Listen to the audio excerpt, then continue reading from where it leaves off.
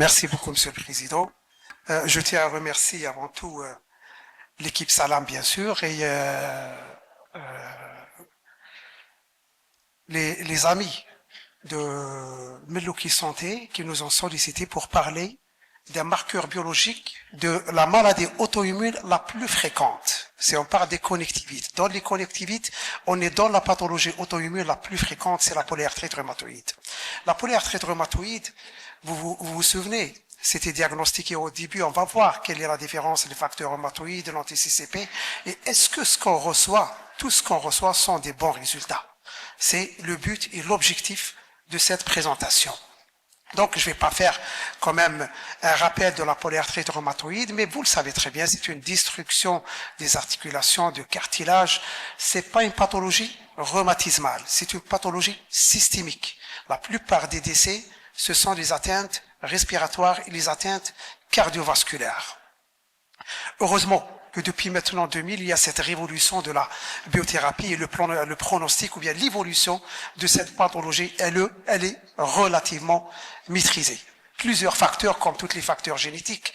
On n'est pas en face de maladies monogéniques, c'est l'environnement, c'est la prédisposition génétique et aussi les facteurs d'environnement et plus particulièrement le tabagisme, pollution atmosphérique et les agents infectieux qui sont incriminés presque dans toutes les affections auto-immunes. Donc, revenons à la polyarthrite rhumatoïde. La polyarthrite rhumatoïde, depuis 25 ans, depuis 1986, on se basait sur ces critères et on devrait avoir un minimum, quelques critères pour poser le diagnostic. Le problème qui se posait avec ces critères, on voit très bien que sur le plan biologique, il n'y a que le facteur rhumatoïde. Mais le grand souci de ces critères qui ont duré quand même 25 ans, le grand souci, c'est que on ne diagnostique la pathologie qu'au stade de déformation articulaire ou déformation osseuse. Donc, on avait un grand problème. Comment essayer de faire ou de poser le diagnostic à un stade précoce? Il y avait le facteur rhumatoïde. C'est un paramètre presque de routine. On inclut dans le bilan inflammatoire. Mais le facteur rhumatoïde, c'est vrai. Il est présent chez environ 80% de ces malades. Mais le grand problème, c'est sa spécificité. Il est sensible, d'accord. On le trouve. Mais c'est sa spécificité. Est-ce que lorsqu'on trouve un facteur rhumatoïde, cela signifie qu'on est en face d'un patient qui a la polyarthrite rhumatoïde? Eh bien, c'est pas évident. On le trouve chez 15% des personnes saines, dans d'autres pathologies inflammatoires, et son absence, bien sûr, n'exclut pas la pathologie puisqu'on parle des fameuses formes séronégatives. Essayez de regarder juste, avoir une petite idée par rapport à la positivité de facteurs rhumatoïdes en dehors de la polyarthrite rhumatoïde. Donc, dans les pathologies rhumatismales, dans le syndrome de Gouge-Rojogran, c'est ce qu'on appelle le syndrome sec, il est presque présent chez plus de 80% de malades. Vous voyez très bien, il n'est pas spécifique du tout le facteur rhumatoïde.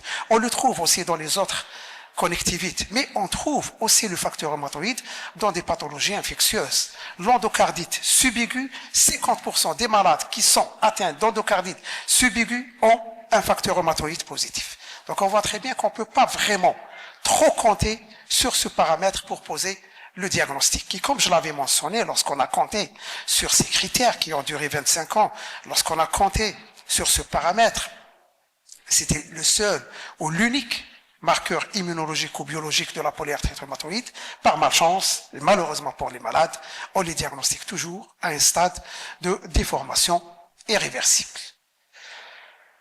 Tout le monde connaît le bilan qu'on demande chez les patients atteints de polyarthrite rhumatoïde, de PR, c'est le facteur rhumatoïde, c'est la vitesse de sédimentation, la CRP, les enzymes, mais on constate très bien que tous ces paramètres, il n'y a aucun test qui est spécifique de la maladie.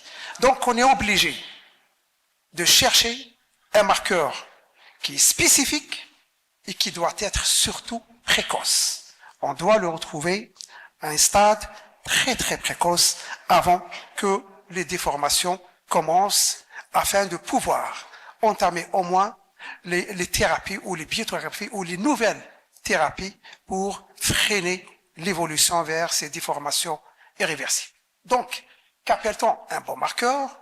Il doit être sensible, mais surtout spécifique de la maladie. On ne doit pas le retrouver ailleurs. Le deuxième critère, c'est on doit le détecter très tôt dans l'affection. Il doit aussi servir ou être utile pour prévenir l'évolution de la maladie. Apparemment, les anticorps anti-CCP remplissent les 3 critères. D'ailleurs, c'est la raison pour laquelle on a opté pour ce paramètre. Si on prend les donneurs de sang, on les suit. Je ne sais pas, donc professeur Frigues qui est là, je ne sais pas ce que les collègues de transfusion sanguine sont là. Est-ce qu'on est en train de faire des sérothèques de 10 ans, de 20 ans, de 30 ans? C'est ce que c'est dans les pays développés. Donc on a pris des malades qui ont fait la polyarthrite rhumatoïde. Ce sont des donneurs de sang et on a récupéré leur sérum quelques années avant qu'ils commencent la symptomatologie. Et d'une manière un peu fascinante et frappante, regardez qu'il y a des patients qui ont des anticorps anti-CCP 10 ans avant le début de la symptomatologie. On voit très bien que 40% des patients ont des anti-CCP au moins 18 mois avant le début de la symptomatologie. Donc c'est vraiment un marqueur très très très précoce. D'ailleurs, c'est la raison pour laquelle les anti-CCP peuvent être détectés, comme je l'avais mentionné, des années avant le début, et on peut compter sur ce paramètre comme étant un paramètre précoce de diagnostic de la pathologie. D'ailleurs, lorsqu'on a découvert ce paramètre, les critères ont changé. On était obligé de changer les critères. On ne peut pas compter sur des critères qui ont duré 25 ans, et lorsqu'on établit le diagnostic en se basant sur ces critères, le malade, il a déjà entamé les complications, que ce soit articulaires ou extra-articulaires. Voilà, j'aimerais bien insister, c'est un point très très important, sur la place regardée. Dans la polyarthrite rhumatoïde, le facteur rhumatoïde n'a pas perdu sa place. C'est le premier point. Le deuxième point, les anticorps anti-CCP, ce sont ces nouveaux paramètres qui sont intégrés dans la classification. Donc, une chose très très importante, c'est la concentration qui compte. Si on a une faible concentration, on a 2 points. Si on a une forte concentration, on a 3 points. Et pourquoi j'aimerais bien j'insiste sur ces nouveaux critères? Parce que la présence des anti-CCP vaut 3 points. Et on a besoin uniquement de 6 points pour étiqueter le malade comme étant atteint d'une pathologie qui va être prise en charge à vie. Donc, il faut se méfier. Dans la polyarthrite rhumatoïde, le faux positif n'est pas permis. Parce qu'on va étiqueter à tort le patient comme étant atteint d'une pathologie, alors que huwa ma'andouche. Le faux négatif aussi, il n'est pas permis. C'est rare. On peut avoir les 6 points en se basant uniquement sur la clinique. Souvent, on a 2 points, 3 points, 4 points. Donc, si un test il est faux négatif, eh bien, malheureusement, pour le patient et aussi malheureusement pour le médecin, il va écarter à tort la pathologie et probablement on va le revoir quelques années avec les complications irréversibles. Donc, c'est la seule pathologie où le faux positif n'est pas autorisé et le faux négatif n'est pas autorisé. Parce que ça va jouer sur une pathologie chronique qui nécessite une prise en charge à vie. Donc on voit que la VS kiff c'est 1 point, il y a la CRP, la durée c'est 1 point, mais surtout, facteur rhumatoïde, il est toujours là. Faible concentration, c'est 2 points. Anti-CCP, la même valeur. Faible concentration, c'est 2 points. Facteur rhumatoïde très élevé, c'est 3 points. Anti-CCP très élevé, c'est 3 points. Donc on voit très bien qu'appelle-t-on élevé ou faible. Faiblement positif, mais la concentration elle est supérieure à la normale, mais inférieure à 3 fois le seuil. Alors que fortement positif, c'est supérieur à 3 fois le seuil. Donc, vous voyez très bien l'importance de ce paramètre. Et maintenant, d'ailleurs, pour essayer de chasser les malades à un stade très très précoce, ce sont les recommandations internationales. Une fois qu'il y a un patient qui se présente avec une arthrite, arthralgie, il faut voir le nombre d'articulations, VSCRP, et surtout ne pas hésiter à faire le facteur rhumatoïde et les anticorps anti-CCP. C'est une question qui revient souvent. On peut avoir des patients polyarthrite rhumatoïde avec PR positif, avec facteur rhumatoïde positif, anti-CCP négatif, c'est surtout dans les phases un peu avancées. Et on peut aussi avoir des patients, heureusement, avec anti-CCP positif et facteur rhumatoïde négatif. C'est beaucoup plus comme un marqueur précoce de la pathologie, même si le tableau il est incomplet. Donc si on revient un peu à l'historique, on l'a découvert pour la première fois, ces anticorps, c'était en 1964. C'était des anticorps qui reconnaissent des granules cytoplasmiques de cellules de muqueuse jugale. En fait, avec le temps, il s'est avéré, on a trouvé aussi des anticorps qui reconnaissent l'épithélium kératinisé et on les a appelés les antikératines. Donc, Kuna, facteur antipérinucléaire, le premier ADEC, en 1964. On fait, 15 années plus tard, en 1979, c'était les anticorps antikératines. Donc, avec le temps, il s'est avéré que les deux entités, que ce soit le périnucléaire ou l'antikératine, reconnaissent la même cible. Vous avez la cible, vous vous êtes, je suppose, familiarisé lors de l'exploration des patients avec polyarthrite rhumatoïde, ce sont les anticorps antifilagrine. Les antifilagrines, c'était des anticorps vraiment très spécifiques. On les retrouve chez presque 99% des patients atteints de la polyarthrite rhumatoïde. Malheureusement, ils sont très spécifiques, oui, mais ils manquent de sensibilité. Ils ne sont retrouvés que chez un patient sur deux. Donc maintenant, on sait qu'on est en face de ces peptides citrulinés et des anticorps qui sont dirigés contre ces peptides citrulinés constituent ce qu'on appelle aujourd'hui les anticorps antipeptides citrulinés. Au début, il y avait une certaine chronologie dans le temps. Lorsqu'on les a découverts pour la première fois, c'était la première génération. Et on parlait des anti-CCP de première génération. Kiff, la même chose. Très spécifique. On les retrouvait chez 98% des patients. Malheureusement, 48% des patients seulement ont dans leur sérum ce type d'anticorps. Et puis, on est passé à la deuxième génération. C'est un mélange de peptides citrulinés. Et on a vu qu'on a augmenté la sensibilité qui dépasse les 80% avec une spécificité de 95%. Donc, il y a un bon marqueur. C'est la spécificité, la sensibilité et détecter la pathologie très, très précocement. Il y avait ce qu'on appelle les anti-CCP de troisième génération. Il y avait une exclusivité d'une seule firme qui commercialisait ce type d'anticorps anti-CCP, mais honnêtement, c'est beaucoup plus d'argent, mais on ne gagne pas grand-chose en matière de sensibilité et de spécificité. D'ailleurs, ça a été, presque toutes les firmes qui vendent ou commercialisent les anticorps anti-CCP, ce sont des anticorps anti-CCP de deuxième génération. Donc là, le grand problème qui se pose, on est confronté et affronté à cette arrivée des firmes et on ne connaît même pas la valeur de leurs réactifs. Et pour le kimcha, c'est sûr, à chaque fois, on a un sérum, il n'y a qu'une valeur. Mais quelle est la valeur de ce résultat? Quelle est la valeur réelle, la pertinence de ce résultat? Pour ceci, on a été sollicité par Meloki Santé pour expertiser les anticorps anti-CCP et on les a expertisés par rapport à deux firmes de référence. Eurohumain, c'est les leaders mondiaux en matière d'auto-immunité et aussi par la technique Roche. Nous avons travaillé sur 170 sérums.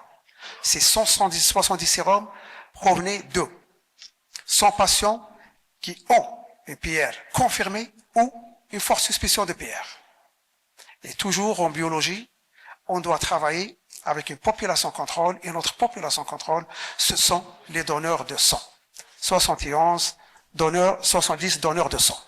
Donc en tout, on a 170 sérums, juste à noter que par rapport à la technique Roche, ce n'est pas les 170 qui ont été lancés par l'appareil Roche, il y avait uniquement 71 sujets.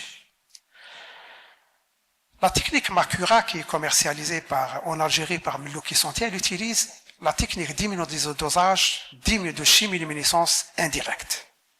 Donc c'est presque une référence actuellement par rapport à ce qu'on est en train de lancer. Les premières étapes, je ne vais pas quand même oser vous parler des différents principes, mais parfois on connaît que la répétition fixe un peu les idées. Donc on met notre échantillon avec un tampon qui contient des particules magnétiques pour former ce complexe humain.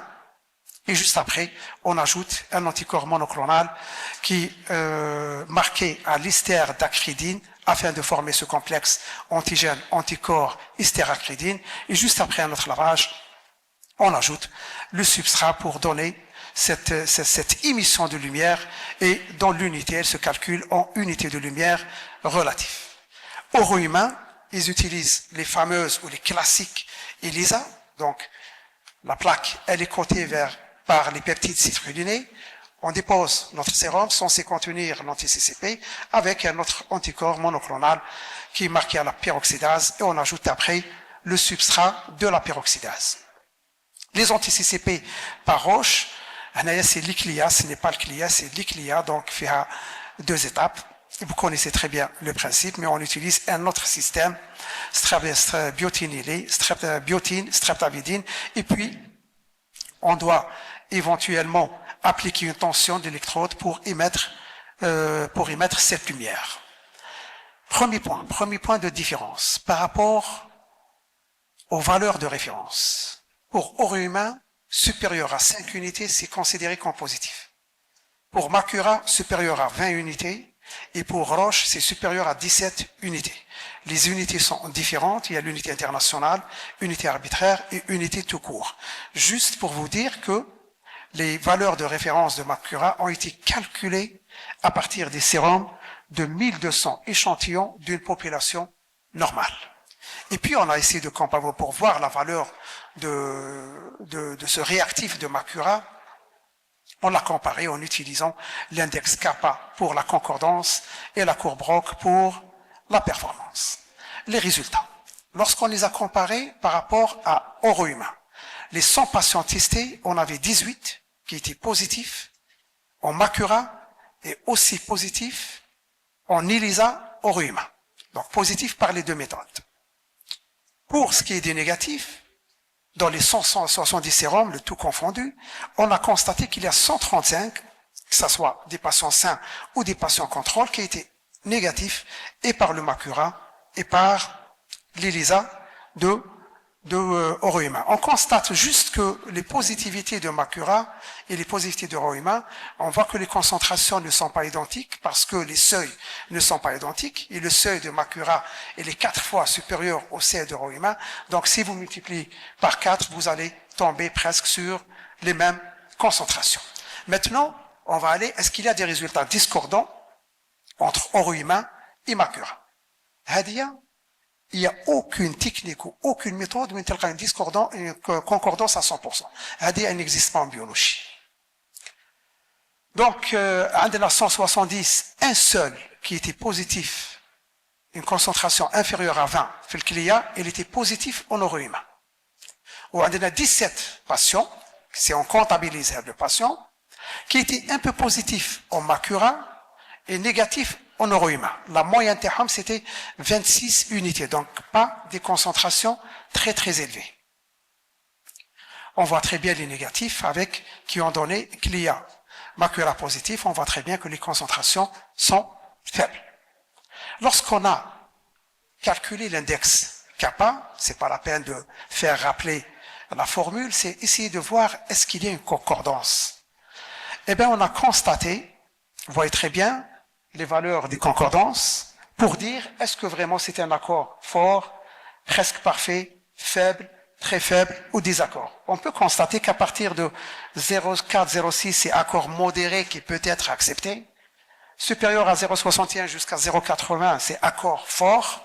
Et supérieur à 0,80, on est dans un accord presque parfait. Eh bien, lorsqu'on a calculé en utilisant cette formule, on a constaté que, on a utilisé que les patients ou les sérums qui avaient une positivité supérieure ou égale à 20. Le coefficient kappa était de 0,805. Donc il a dépassé un peu le 0,8. On est vraiment en face de ce qu'on appelle une excellente concordance entre le CLIA et l'euro-humain, avec un accord presque parfait. Donc ça nous rassure par rapport à la qualité de ce réactif. On voulait aussi voir est-ce que ces discordances, c'est l'euro-humain ou bien le Makura. On est allé vers Roche et on a testé les 71 sérums, que ça soit contrôle ou patient positif. Donc 7 étaient positifs, comme c'est pas toute la série, c'est pas les 170, c'est uniquement 71. Donc 7 avaient une concentration positive dans les deux, par les deux techniques. Les négatifs, 57 étaient négatifs, et les discordances. Pardon. Les discordances, on voit très bien qu'il y a quelques discordances entre les deux, mais la discordance, ça ne concerne que quelques sérums. Et pour les discordances, là où on tombe sur la même chose, ce sont des concentrations qui ne sont pas très élevées. Vous pouvez voir que tous les discordances avaient des concentrations inférieures à 44. Il y en a qui avait 44. Les autres, c'était le 29, 23, 20.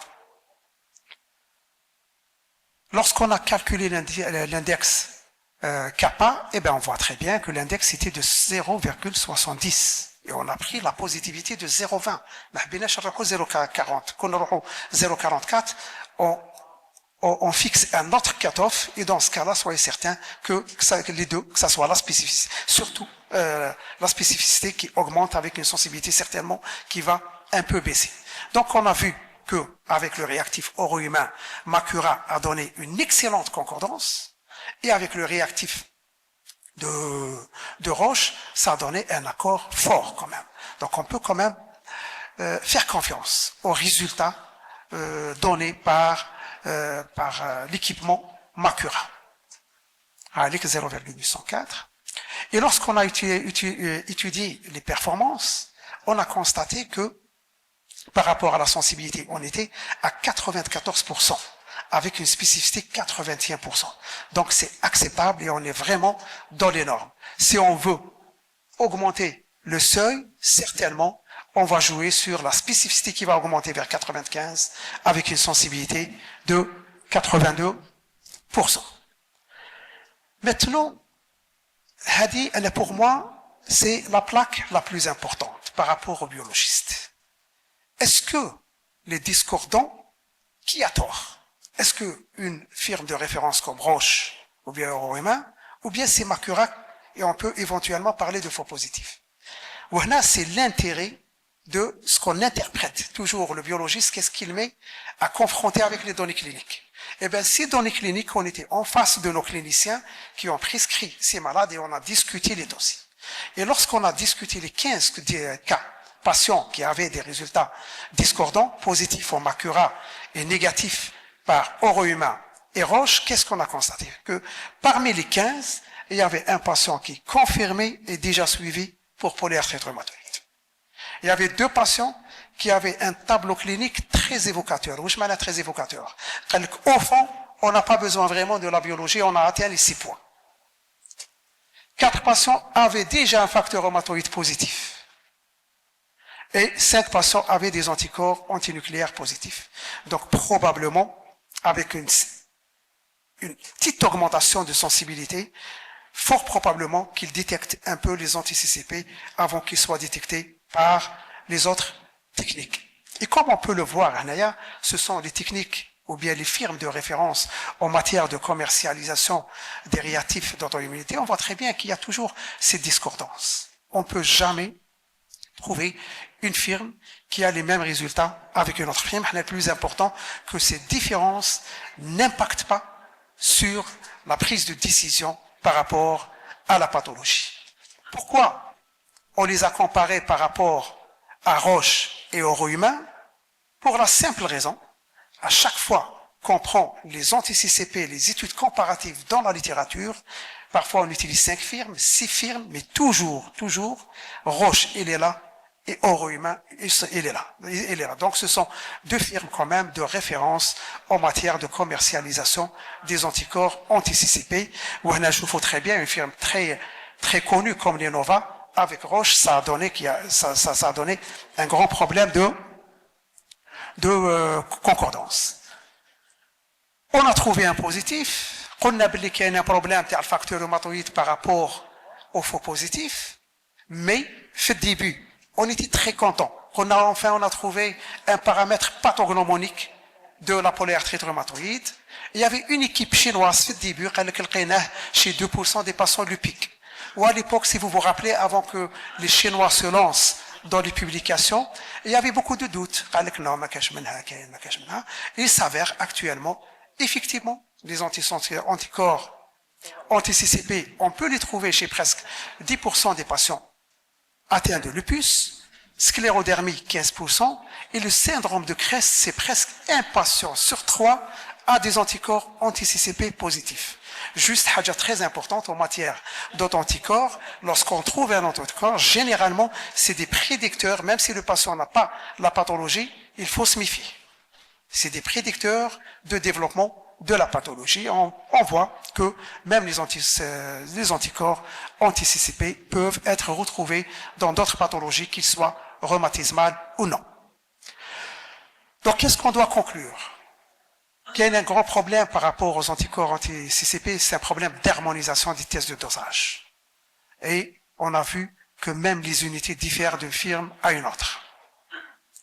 Cette différence, il faut se méfier. Il faut se méfier par rapport à la technique que vous allez utiliser. Elle est très importante.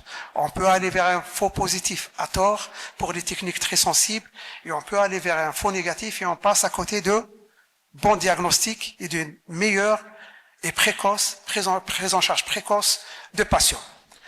Les résultats de cette étude préliminaire de dosage par Makura, ils ont montré une bonne corrélation. Et on est rassuré par rapport, pour être honnête, on n'a pas étudié uniquement ce paramètre, on a étudié aussi quelques marqueurs tumoraux dont le PSA, et ça a donné vraiment de très bons résultats en le comparant avec Roche, et kiff avec la vitamine D et le bilan thyroïdien. Donc on est en train d'expertiser, de comparer plutôt, et les résultats par rapport à tous ces paramètres, alhamdoulilah, ils sont rassurants. Donc le clinicien doit être impliqué, on l'a vu parfois, t'as des positifs négatifs, il faut parler avec le clinicien, c'est très difficile dans un labo privé, doit être impliqué dans la validation de techniques et la nécessité d'une bonne collaboration, et je pense qu'il est temps à notre tutelle de faire la différence entre le médicament et les analyses médicales et aller vers ce qu'on appelle la création de comités d'experts pour voir qu'est-ce qu'on a sur le marché et éventuellement la création d'une direction de la médecine des laboratoires. Et je vous remercie.